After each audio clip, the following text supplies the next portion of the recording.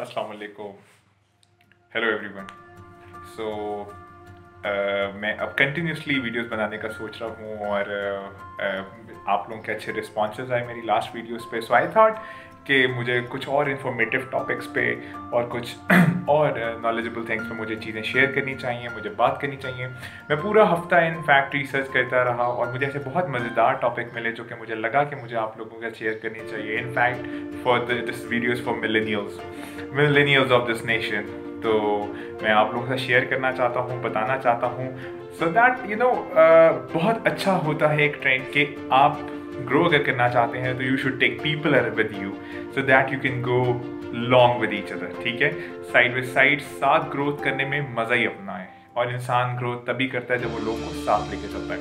So today is the topic which I want to discuss with you, जिसमें मेरी expertise बहुत ज़्यादा है, जिसमें I think I am an avid user of those things, and this is social media.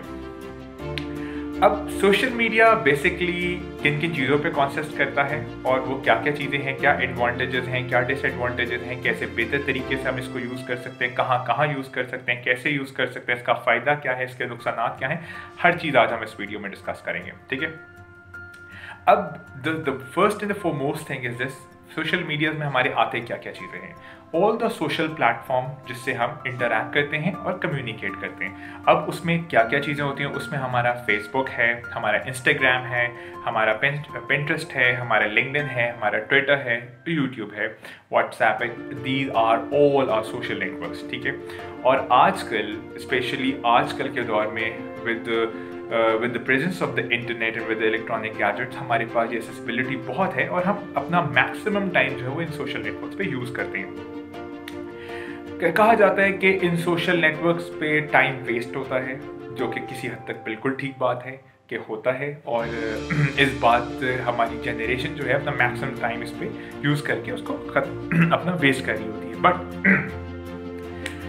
Late me tell you about some history और फिर मैं आपको बताऊंगा कि आहिस्ता आहिस्ता ये बढ़ा कैसे और आज ये कितना ज़्यादा पॉपुलर हो गया। इसका स्टार्ट बेसिकली जो पाकिस्तानी कम्युनिटी में मैं जज करता हूँ, एनालाइज करता हूँ और जो मैंने रिसर्च की है, जो मैंने खुद एक्सपीरियंस किया है, वो 2009-2010 से फेसबुक का स्टार्ट हुआ और फेसबुक ने इनिशिएट करना शुरू किया और फेसबुक पेनिट्रेट होना शुरू हुआ।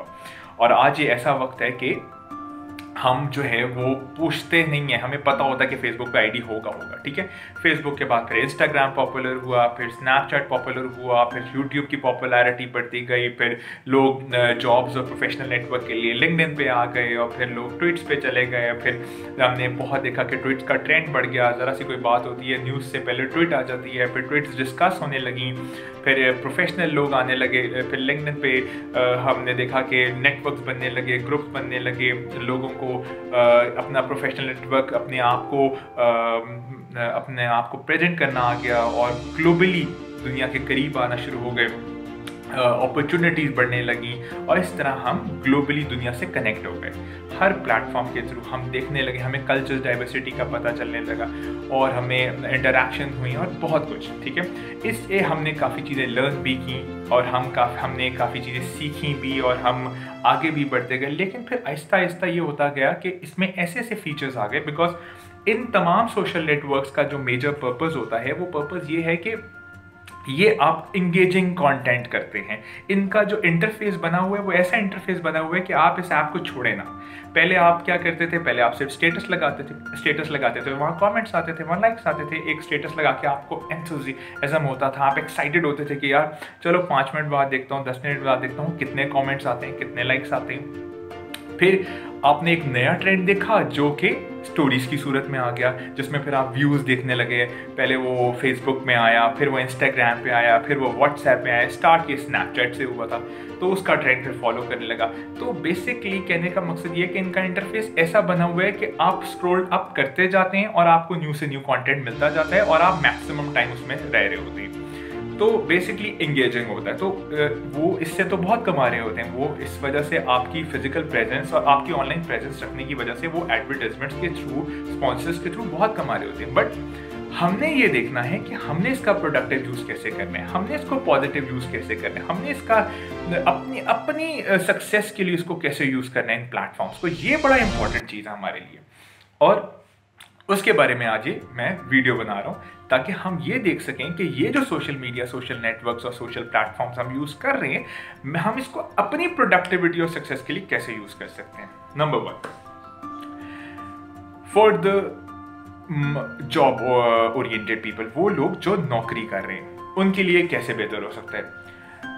सबसे पहली बात, हमारे पास ये ऐसे प्लेटफॉर्म्स आ गए हैं जिनके थ्रू हम अपने अट्रैक्टिव प्रोफाइल्स बनाकर हम जॉब मार्केट में जॉब हंट कर सकते हैं। फेसबुक पे ऐसे बहुत ग्रुप्स और बहुत पेजेस हैं जो कि जॉब ऑफरिंग पेजेस होते हैं। आप उसमें अगर अपना प्रोफाइल डाल देते हैं तो कहीं ना कहीं से रिक्रूटर आपको देख लेता है। इसलिए कहते हैं कि अपने फेसबुक पेज पे या अपने ट्विटर पेज पे या अपने लिंक्डइन पेज पे आप अपने आप को इतना प्रोफेशनल जाहिर करें कि अगर कोई रिक्रूटर आपका प्रोफाइल विजिट करे तो उसे लगे कि एक सेंसिबल बंदे का प्रोफाइल है। नॉर्मली जो नाम लिखे होते हैं कि बाबस प्रिंसेस और प्रिंस चार्मिंग, तो these are very unprofessional names. आपका एक प्रोफेशनल आईडी होना चाहिए, प्रोफेशनल पोस्ट होनी चाहिए, आपका प्रोफेशनल करियर लगा आना चाहिए, आपकी यूनिवर्सिटीज़ क्या थी, आपने कहाँ कहाँ काम किया हुआ है, ये एक अच्छे तरीके से आपका प्रेजेंट होना चाहिए। उसके अलावा आपकी न्यूज़ फीड में आपने इतनी अच्छी पोस्ट की हो कि एक अगर रिक्रूटर उसको देख रहा है, चाहे वो फेसबुक है, चाहे वो ट्विटर है और चाहे वो लिंक्डइन है, कि उसे पता चला कि इस बंदे की मेंटालिटी क्या है। तो on the very first point is this कि आपको प्रोफेशनली यूज़ करना है इन प्रोफेशनल नेटवर्क को, ताकि आप अच्छी जॉब की तरफ जा सकें।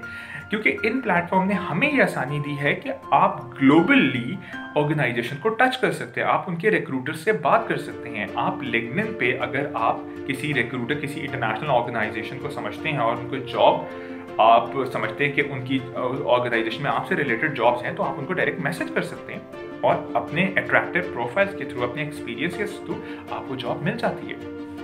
दिस इज नंबर 1, ठीक है।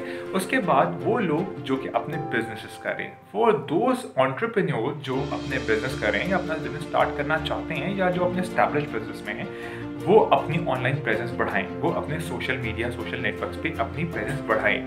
क्योंकि सोशल मीडिया आजकल वो टच पॉइंट है जहाँ पे आपकी मैक्सिमम आउटरीच होती है, मैक्सिमम लोग आपके प्रोफाइल को आकर विजिट करते हैं। कोई भी आजकल फिजिकल अपीयरेंस, फिजिकल मार्केटिंग और कन्वेंशनल मार्केटिंग को नहीं देख रहा।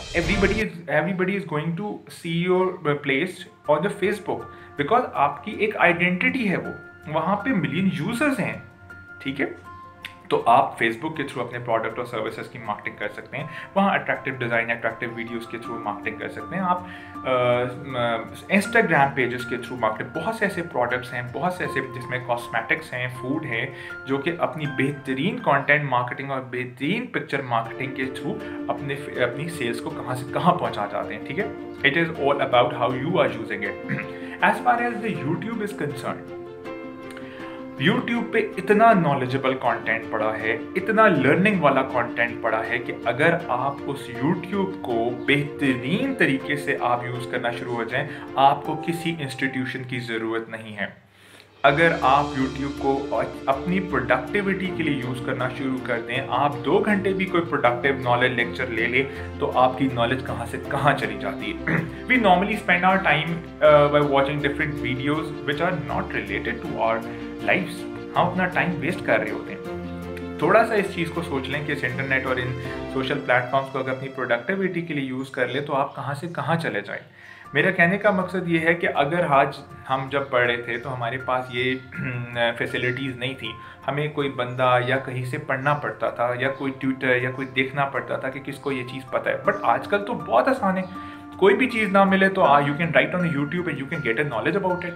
तो हमें देखना है कि हम अपने आप को मैक्सिमम किस तरह प्रोडक्टिव कर सकते हैं, मैक्सिमम किस तरह आगे बढ़ सकते हैं सिर्फ इन सोशल नेटवर्क को यूज़ करके, ठीक है। फिर स्टूडेंट्स के लिए बहुत अच्छे लर्नेबल नॉलेज है। आपके फेसबुक पे ऐसे ग्रुप्स हैं जहाँ पे डिफरेंट टॉपिक्स पे डिस्कशन होती है। कोई बंदा CSS के लिए तैयारी कर रहा है तो CSS के इतने ग्रुप बने जहाँ आपको मैक्सिमम गाइडलाइंस मिल सकती है। फिर YouTube पे आपको डिफरेंट CSS और PCS और FPSC और डिफरेंट एंट्री टेस्ट क्लियर जो आपके प्रोफेशनल्स हैं वो बैठे हुए हैं, वो आपको इतना अच्छा अपने एक्सपीरियंस से गाइड कर सकते हैं। उनकी बेशुमार वीडियोस पढ़ी हैं, आप उनसे लर्न कर सकते हैं। Now you can't say that you don't have any exposure. You have a mobile right now, you have an internet with you and you can do wonders. आप कहते हो आपको गाइडलाइन, आपको प्रॉपर गाइडलाइन, सिलेबस, आपको experiences, हर चीज़ आपको मिल जाती है ऑनलाइन अपने सोशल नेटवर्क्स पे। You don't even not to go to Google, आपको गूगल तक नहीं करना पड़ा। क्योरा जैसी ऐसी वेबसाइट्स हैं जो कि आपको मैं शायद बता दूं, काफ़ी लोगों को शायद ना पता हो, जहाँ पे आप जाके कोई भी सवाल डालें, वहाँ पे दुनिया के डिफरेंट कोनों में जो लोग एक्सपर्टीज वाले बैठे हैं, एक्सपीरियंस वाले बैठे हैं, वो आपके क्वेश्चन का डिफरेंट पर्सपेक्टिव में आंसर देते हैं, और जो पर्सपेक्टिव आपके अकॉर्डिंग हो आप उसको चूज कर सकते हो।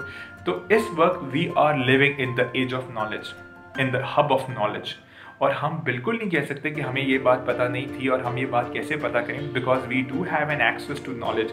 और आजकल की एज, और स्पेशली मिलेनियल जिस एज से गुजर रहे हैं, we do have a lot of platforms to get knowledge from anywhere in the world. ठीक है, हम घर बैठे बहुत नॉलेज, बहुत चीज़ें गेन कर सकते हैं। तो इस वीडियो के बनाने का मकसद ये था कि हम इसको यूज़ कर रहे हैं, हमारे पेरेंट्स, हमारे सराउंडिंग में लोग बहुत कहते हैं कि टाइम वेस्ट होता है, ये टाइम वेस्टिंग चीज़ है, हमारे पास टाइम नहीं होता।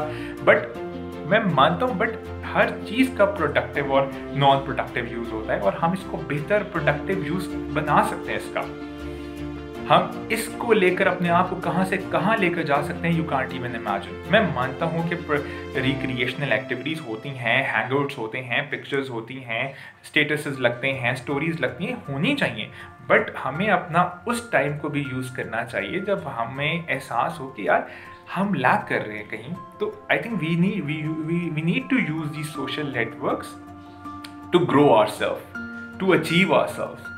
तो हमें कुछ नेटफ्लिक्स की मूवीज़ और यूट्यूब पे वीडियोस और टिकटॉक की वीडियोस से हट के बालातर होकर इन प्लेटफॉर्म्स को बेहतर तरीके से यूज़ करना आना चाहिए, और करना चाहिए इन प्लेटफॉर्म्स को यूज़, ताकि हम ग्रो करें, अपनी कम्युनिटी को ग्रो कर सकें, और हम एज ए नेशन ग्रो कर सकें। This is very much important. यही मेरा मैसेज था, यही मैं आप लोगों को बताना चाहता था, ताकि हम शायद इस वीडियो से शायद कोई डिफरेंट तरीके से इनको यूज़ करना शुरू हो जाए और बेहतर उसकी प्रोडक्टिविटी बढ़े। तो इससे बेहतर खुशी मुझे नहीं होगी, इससे ज़्यादा खुशी नहीं हो सकती कि अगर कोई इससे कुछ सीखे और इससे ग्रो करे। सो आई जस्ट वांट टू से this, and I will continuously making the videos regarding your productivity, your success in terms of business, in terms of education, in terms of growth. ठीक है, thank you so much, and kindly subscribe my channel, and I wish to grow more with you. Thank you.